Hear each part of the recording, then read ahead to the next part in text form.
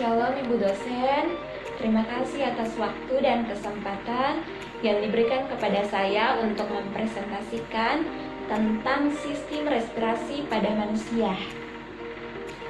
Sistem respirasi atau sistem pernapasan manusia adalah proses masuknya oksigen atau O2 dan proses keluarnya karbon dioksida atau CO2.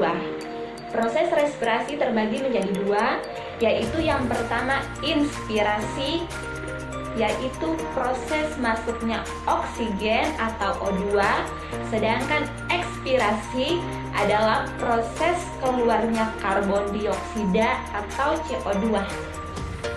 Organ-organ tubuh manusia yang dapat membantu dalam sistem respirasi yaitu sebagai berikut.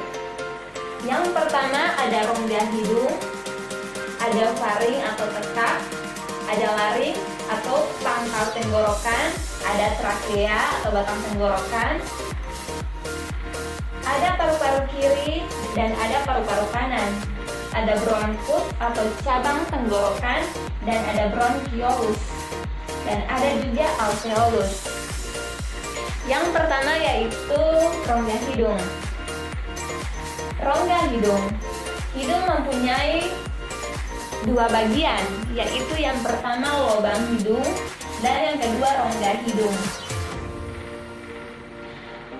Rongga hidung terdiri atas bagian-bagian yang dapat membantu dalam proses respirasi. Hidung adalah gerbang utama masuk keluarnya udara. Di dalam rongga hidung terdapat bagian-bagian yang dapat membantu dalam sistem respirasi. Yang pertama ada silia atau rambut-rambut halus yang terdapat di dalam hidung. Silia ini berfungsi sebagai pemfilter atau penyaring benda atau partikel-partikel asing yang masuk ke dalam hidung bersama dengan udara. Di dalam rongga hidung juga terdapat selaput lendir. Selaput lendir ini berfungsi untuk mengatur suhu dan kelembapan udara yang akan dibawa ke paru-paru. Selain itu juga, selaput lendir berfungsi untuk menangkap partikel-partikel asing.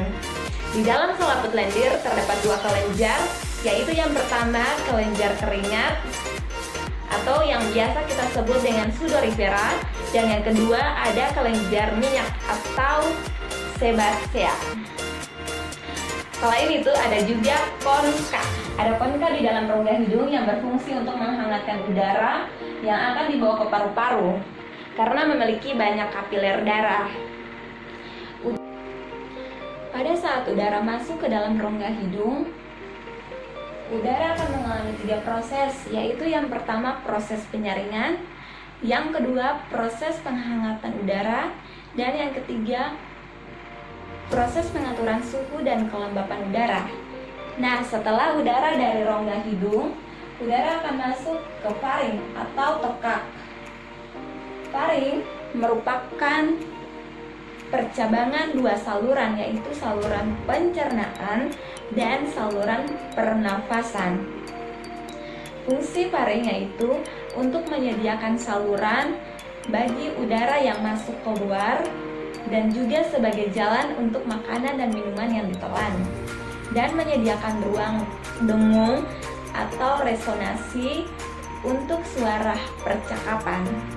Faring memiliki tiga fungsi, yaitu yang pertama untuk menyaring udara oleh rambut getar atau silia, yang kedua menyeimbangkan tekanan udara, dan yang ketiga fungsi faring yaitu sebagai tempat terjadinya rangsangan bersin untuk menghilangkan benda-benda asing yang masuk bersama udara. Yang ketiga yaitu pada saat udara telah melewati faring, udara akan melewati laring atau pangkal tenggorokan. Laring merupakan organ berongga yang dapat menghasilkan suara ketika udara masuk dan keluar. Jadi, di dalam laring terdapat kotak suara. Laring diumpamakan seperti rumah bagi pita suara kita karena di dalam laring terdapat kotak suara.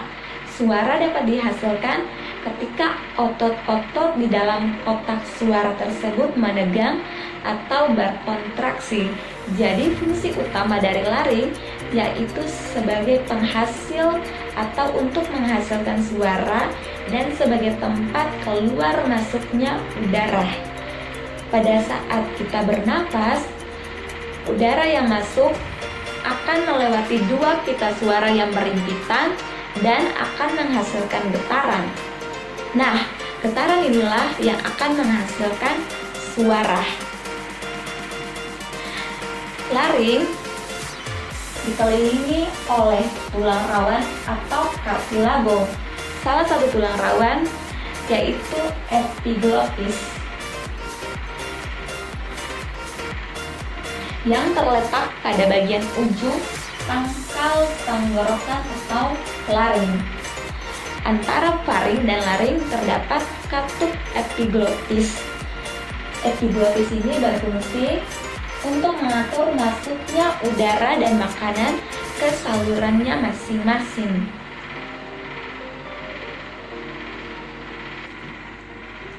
Nah, yang berikut yaitu pangkal tenggorokan atau laring ditutupi oleh sebuah katup yaitu katup epiglottis.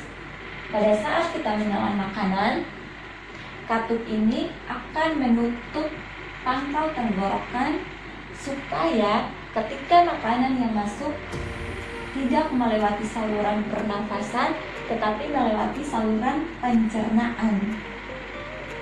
Nah, pada saat kita bernafas, katup ini akan membuka agar udara yang masuk dapat menghasilkan suara. Seringkali kita mendengar bahwa kalau sedang makan tidak boleh berbicara. Manfaat saat kita makan tidak boleh berbicara yaitu supaya pada saat makanan itu masuk, makanan tidak melewati saluran pernapasan tetapi melewati saluran pencernaan. Kalau pada saat kita makan kita berbicara, otomatis makanan yang masuk akan melewati saluran pernafasan dan akan membuat kita menjadi kebangkalan atau keselak. Jadi fungsi dari laring atau pangkal tenggorok yang pertama yaitu sebagai penghubung antara faring dan trakea. Yang kedua yaitu terdapat katup pangkal tenggorok atau epiglottis yang berfungsi untuk menghindari masuknya makanan ke saluran sistem pernafasan. Dan yang ketiga fungsi laring yaitu menghasilkan udara dan sebagai saluran masuk keluarnya udara. Nah, setelah udara masuk melalui laring, udara akan masuk selanjutnya melalui saluran pernapasan yang berikut yaitu trakea atau batang tenggorokan. Trakea merupakan saluran berbentuk pipa yang berukuran kurang lebih 10 cm yang terletak sebagian pada bagian leher dan sebagian pada rongga dada atau torak. Trakea memiliki dinding tenggorokan yang tipis dan bersifat kaku. Kemudian terdapat tulang rawan atau cartilago yang berbentuk seperti cincin yang berfungsi untuk memperkuat trakea sehingga tetap terbuka. Pada trakea juga terdapat epitelium yang melapisi trakea sampai kepada bronkus dan ditutupi oleh silia atau rambut-rambut halus yang berfungsi untuk menyaring debu atau partikel-partikel asing yang masuk ke saluran pernafasan. Dan juga terdapat salapis mukus atau cairan berlendir tipis yang berfungsi untuk memerangkap polen atau partikel-partikel yang masuk ke dalam saluran pernapasan yang lolos dari rongga pernapasan yang pertama, yaitu hidung. Nah, setelah udara dari trakea, udara kemudian akan masuk pada percabangan trakea, yaitu bronkus. Bronkus merupakan percabangan dari trakea. Trakea bercabang menjadi dua, yaitu bronkus kanan dan bronkus kiri. Dan kedua bronkus ini mengarah ke paru-paru. Bronkus kanan mengarah ke paru-paru kanan, sedangkan bronkus kiri mengarah ke paru-paru kiri. Kemudian bronkus kanan bercabang menjadi 3 bronkiolus, sedangkan bronkus kiri bercabang menjadi 2 bronkiolus. Pada bronkus kanan terdiri atas 3 cabang bronkiolus dan memiliki cincin 6-8 serta ukurannya pendek. Sedangkan bronkus kiri memiliki 2 cabang bronkiolus dan memiliki cincin 9-12 serta ukurannya panjang. Jadi fungsi dari bronkus yaitu untuk menyediakan jalan bagi udara agar bisa masuk ke dalam paru-paru. Nah, saluran pernapasan yang berikut yaitu paru-paru. Paru-paru. Nah, paru-paru terletak di dalam rongga dada bagian atas dan di bagian sampingnya dibatasi oleh resep dan otot, sedangkan bagian bawah paru-paru dibatasi oleh diafragma. Kemudian paru-paru terbagi menjadi 2, yaitu pada paru-paru kanan dan paru-paru kiri. Paru-paru kanan disebut juga dengan pulmodexter, sedangkan paru-paru kiri disebut juga dengan pulmoparientalis. Nah, paru-paru kanan dan paru-paru kiri memiliki perbedaan. Perbedaan yang pertama yaitu terletak pada beratnya, kemudian perbedaan yang kedua yaitu terletak pada banyaknya lobus. Paru-paru kanan atau pulmodexter memiliki 3 lobus dan memiliki berat antara 375 sampai 600 gram. Sedangkan paru-paru kiri atau pulmosinister memiliki 2 lobus dan beratnya berkisar antara 325 sampai 550 gram. Nah, kemudian paru-paru dibungkusi oleh sebuah selaput yang disebut dengan pleura.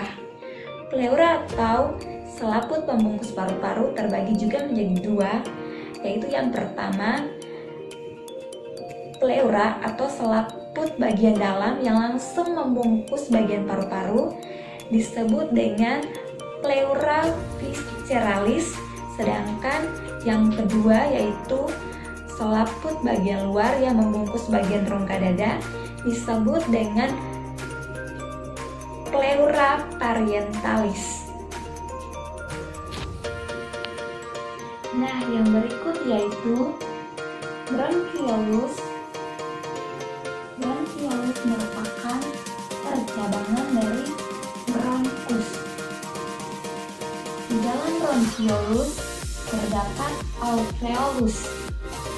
Jadi, alveolus terletak pada bagian ujung-ujung dari bronkiolus.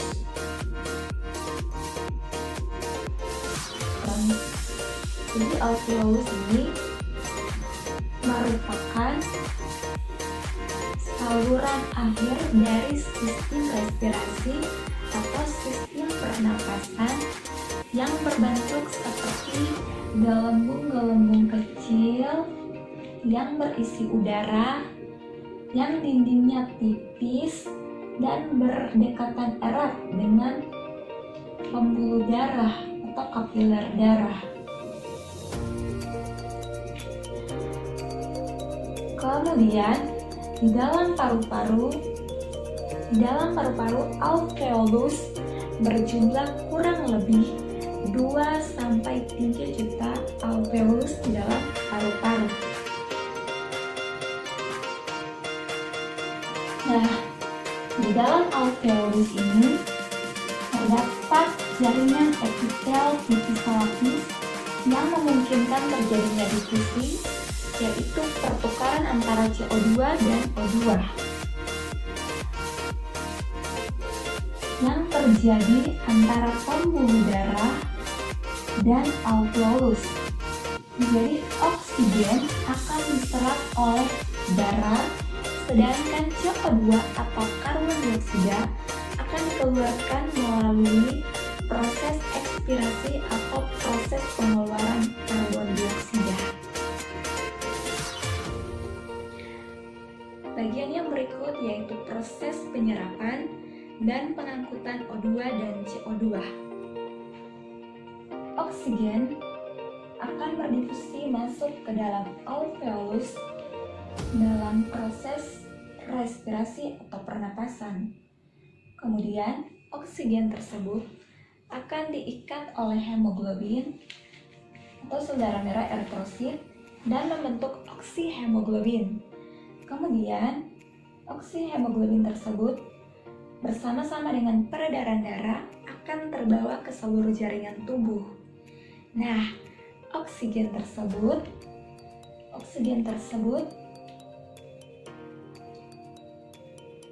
akan masuk ke dalam sel. Di dalam mitokondria, oksigen dapat digunakan dalam proses respirasi seluler. Respirasi seluler akan menghasilkan energi CO2 dan H2O. Kemudian karbon dioksida akan masuk ke dalam vena dan bereaksi dengan uap air atau H2O dan membentuk asam bikarbonat. Dalam alveolus paru-paru, asam bikarbonat akan terurai menjadi CO2 dan H2O atau karbon dioksida dan uap air yang akan dikeluarkan dalam proses pernapasan. Yang berikut yaitu mekanisme pernapasan. Mekanisme pernapasan terbagi menjadi dua, yaitu mekanisme pernapasan dada dan mekanisme pernapasan perut. Mekanisme pernapasan dada menggunakan otot antar tulang rusuk. Pada proses inspirasi atau menghirup udara oksigen, otot antar tulang rusuk akan berkontraksi, rongga dada membesar, tekanan udara mengecil, paru-paru membesar, dan udara masuk. Sedangkan pada proses ekspirasi, otot antar tulang rusuk berelaksasi, rongga dada mengecil, tekanan udara membesar, paru-paru mengecil, dan udara keluar. Sedangkan pada mekanisme pernapasan perut menggunakan otot diafragma. Pada saat proses inspirasi, otot diafragma akan berkontraksi dan diafragma akan mendatar. Rongga dada membesar, tekanan udara mengecil, paru-paru membesar, dan udara masuk. Sedangkan pada proses ekspirasi, otot diafragma akan berelaksasi dan diafragma akan kembali melengkung. Sedangkan rongga dada akan mengecil, tekanan udara akan naik atau membesar, paru-paru mengecil, dan udara akan keluar. Demikian presentasi saya tentang anatomi fisiologi sistem respirasi atau sistem pernapasan pada manusia. Mohon maaf bila ada kesalahan. Terima kasih. kasih, shalom.